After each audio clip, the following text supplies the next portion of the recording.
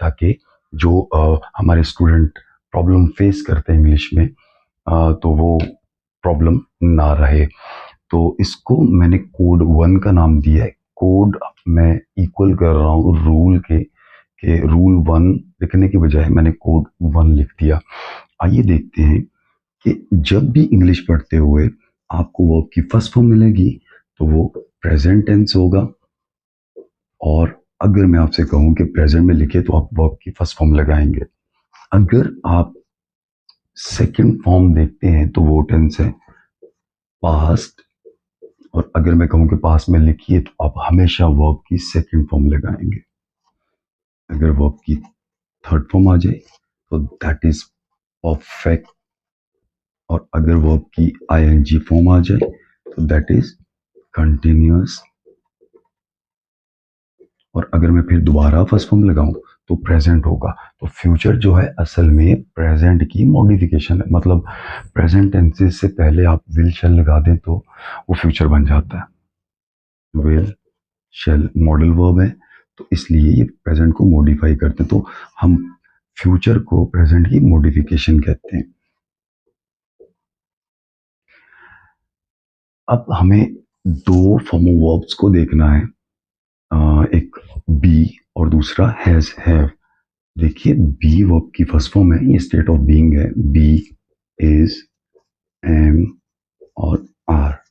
अगर आपसे कोई पूछे कि एम क्या है तो आप उसे बताएंगे कि बी की फर्स्ट फॉर्म है, तो बी की सेकंड फॉर्म क्या होगी, वॉज वर। बी की थर्ड फॉर्म बीन, और बी की आईएनजी फॉर्म बीइंग। एक और फैमिली है हैज और हैव की।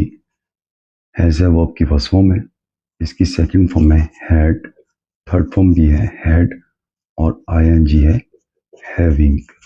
हैजिंग नहीं होता। अब मैं अगर आपसे ये कहूं कि आप टेंसेस की आइडेंटिफिकेशन सीख गए हैं, और मैं खसूसन एक्टिव वॉइसेस की बात कर रहा हूं, तो ये कहना गलत नहीं है।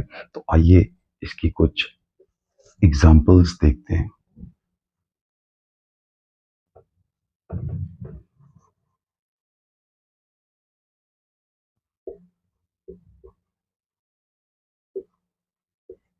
फुटपाथ, तो देखिए आर लगा हुआ है, तो ये बी की फर्स्ट फॉर्म है, इज एम आर। ये बी की फर्स्ट फॉर्म है, तो फर्स्ट फॉर्म क्या होती है, प्रेजेंट, और ये आईएनजी फॉर्म है, तो आईएनजी फॉर्म होगी कंटिन्यूअस। तो कौन सा दिख रहा है, ये प्रेजेंट कंटिन्यूअस का। नेक्स्ट है he has gone to school.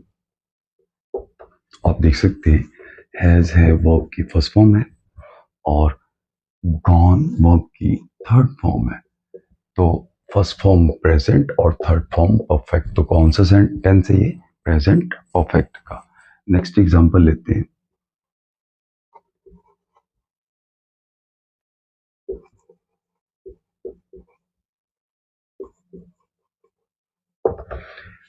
Were B की सेकंड फॉर्म है, तो सेकंड फॉर्म पास्ट होती है, और ये आईएनजी है तो ये कंटिन्यूअस है, तो पास्ट कंटिन्यूअस का सेंटेंस है ये। नेक्स्ट देखिए फिर,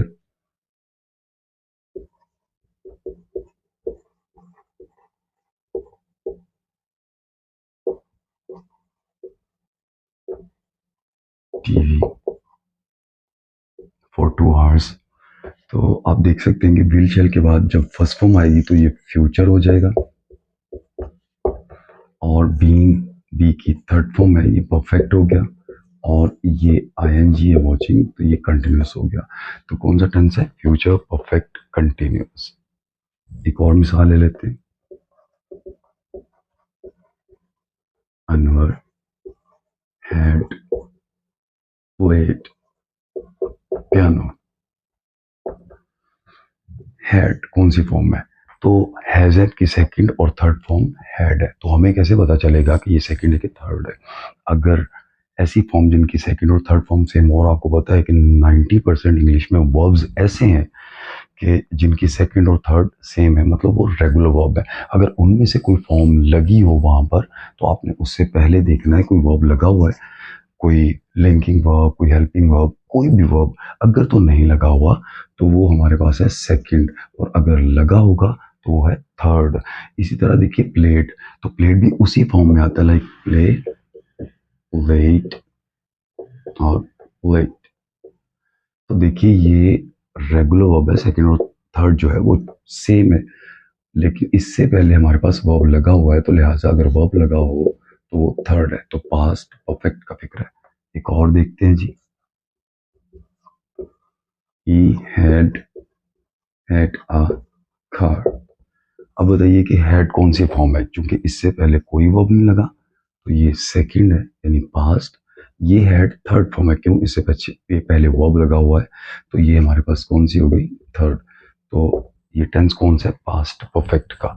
तो लिहाजा हम इंग्लिश में जितने भी एक्टिव वॉइसेस हैं, आप इस फॉर्मूला के तहत उनको आसानी से अंडरस्टैंड कर सकते हैं। मुझे उम्मीद है कि ये तमाम जो वर्क हमने यहाँ पर किया है, जो सीखा है, वो आपको समझ आया, और आप इसकी बेहतर प्रैक्टिस कर सकें। जब भी आप कोई टेक्स्ट को पढ़ें तो वहाँ पर देखें कौन सी फॉर्म ऑफ वर्ब अप्लाई हो रही है। Later.